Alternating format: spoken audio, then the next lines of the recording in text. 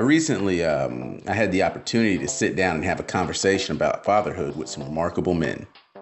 We all had an opportunity to discuss our upbringings and how they were similar and how they were worlds apart. The one thing that we all had in common was understanding the importance of a male role model in the lives of children. We're constantly bombarded by the media, numbers, and statistics telling us the peril of the black culture in America.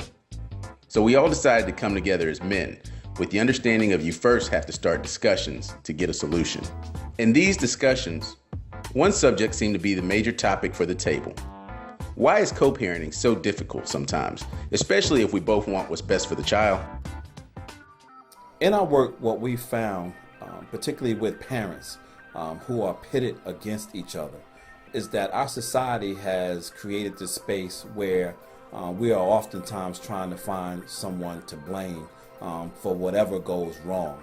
And I think that today, particularly with black men and black women, we are so bent on trying to figure out who's better, who's worse, who's more qualified, who's less qualified, who should be, who should not be, when we are still a team.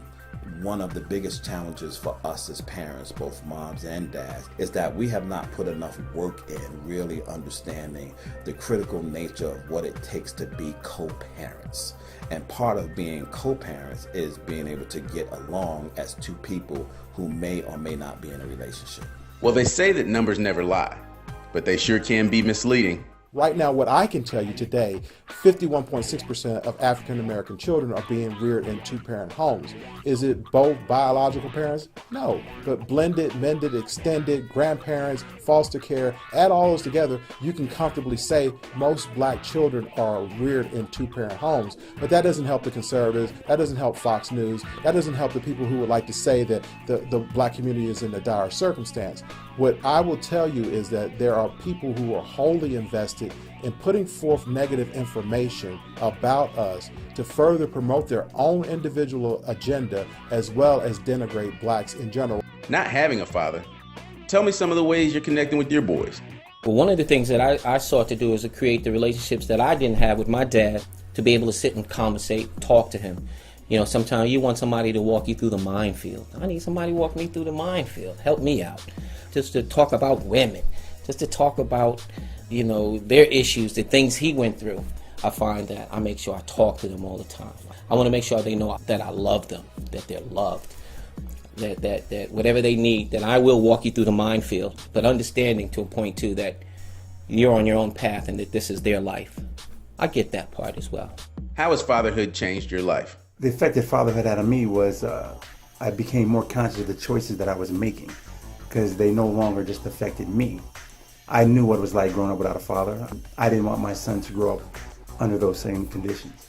I grew up as a foster child and being adopted out of foster care, and I was fortunate enough to be adopted by my paternal grandmother. Out of that, I always had a strong desire to help those kids who were in similar circumstances that I was. And it's kind of fueled this passion for me all these years to kind of reach back and show them that there is more to the world. There is a life outside of this block that you see. There's life outside of the circumstances that you're in right now. What are some of the challenges you see facing black fathers? And how does that relate to self-esteem? One of the biggest challenges that we're finding today, particularly with our dads, is their ability to find jobs. So when you look at unemployment rates in our community being double that of whites, particularly young teenage black boys between the ages of 16 and 24 years old, where in some communities in Chicago, New York, Miami, and Dr. Ron Mincy from Columbia has talked about this, you'll find unemployment rates of upwards of 69 to 74%. And so when you're looking at men who don't have the ability to find a job, you're now not only dealing with their inability to be the kind of men that we need in our community, but you're also attacking at the self-esteem and the very essence of who they are as a man.